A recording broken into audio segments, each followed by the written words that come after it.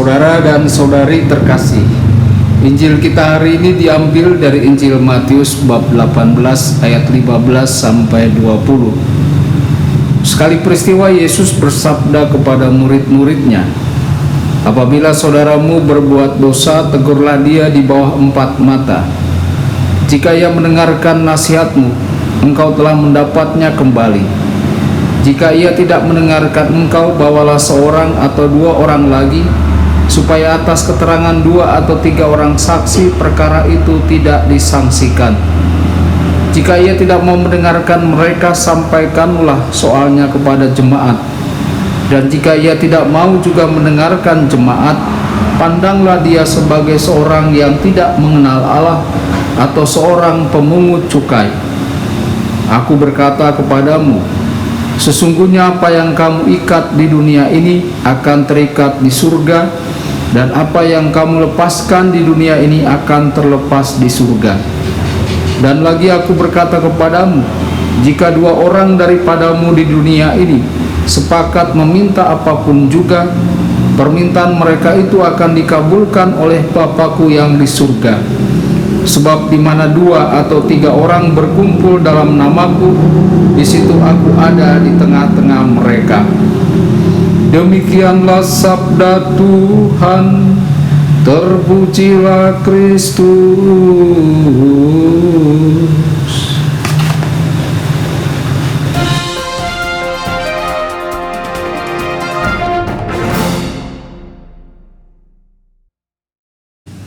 Saudara dan saudari terkasih dimanapun Anda berada, jumpa lagi dengan saya Romo Tedens dalam saluran Warta Kabar Sukacita. Semoga Anda semua tetap dalam keadaan sehat dan selalu berbahagia. Saudara-saudari, Injil kita pada hari ini diambil dari Injil Matius bab 18 ayat 15 sampai 20. Teks hari ini adalah bagian dari diskusi yang lebih panjang yang mencakup perumpamaan sebelumnya tentang domba yang hilang. Tuhan ingin kita mengasihi sebagaimana Ia mengasihi, bahkan mengasihi mereka yang dosa-dosanya mungkin secara langsung merugikan diri kita dalam beberapa hal. Tentu saja hal ini bukan perkara yang mudah. Terkadang kita tidak sudi memaafkan dan berbelas kasih terhadap mereka yang berdosa. Kita dapat dengan mudah memandang rendah mereka dan membayangkan bahwa diri kita jauh lebih baik daripada mereka. Atau kita dapat menjadi tidak sabar karena mereka tidak seperti diri kita. Saudara-saudari, ketika seseorang berdosa terhadap kita, maka akan muncul rasa sakit dalam hidup kita. Namun, kita haruslah merangkul rasa sakit itu dengan cara penebusan dosa manusia yang Kristus tunjukkan di atas kayu salib dan dalam Ekaristi.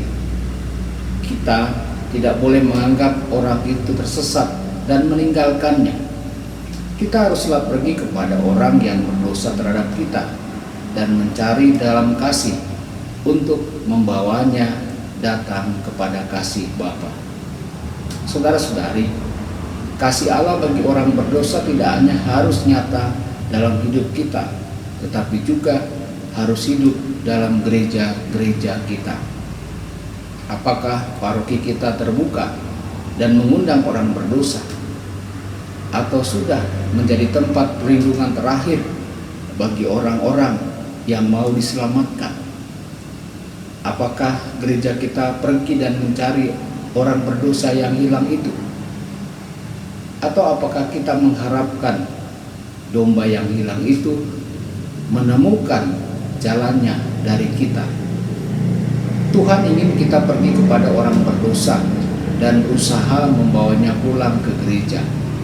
Hal ini berarti bahwa kita perlu hidup sebagai seorang misionaris, sebagai penginjil yang pergi ke sudut-sudut jalan dan alun-alun dimanapun orang-orang berdosa itu ada. Tuhan mengasihi mereka dan ingin menjangkau mereka melalui diri kita. Kita adalah tangan dan kaki Tuhan. Tuhan ingin mengucapkan kata-katanya melalui bibir kita. Bagaimana Tuhan ingin kita secara pribadi terlibat dalam misi gereja. Saudara-saudari, saat kita pergi untuk memenuhi misi Kristus terhadap domba yang hilang, maka Kristus pun pergi bersama dengan kita. Kita tidaklah sendirian. Dia berjanji kepada murid-muridnya bahwa Dia akan bersama mereka sampai ke ujung bumi. Inilah yang mestinya memberi kita kepercayaan diri. Yesus bersama dengan kita. Dia akan membantu menyampaikan kasih-Nya kepada jiwa yang hilang melalui diri kita, melalui kata-kata dan gerak tubuh kita. Dia akan memberi kita kekuatan untuk melanjutkan pekerjaannya. Ada juga beberapa manfaat ketika kita berkumpul bersama dengan orang lain di dalam gereja. Yesus hadir di gereja, di mana 2 atau 3 orang berkumpul dalam namanya. Dia hadir. Kita bersamanya dalam kepersatuan dengan gereja. Saat kita berkomitmen dan terlibat dalam paroki, kita semakin dekat dengan Yesus. Tuhan Yesus memberkati dan menyertai Anda semua. Sabda Allah adalah kebenaran. Sabda Allah adalah kehidupan.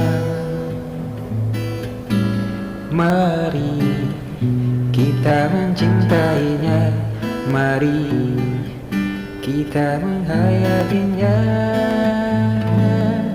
Ya Tuhan yang ku muliakan, sabdamu angkat resahku.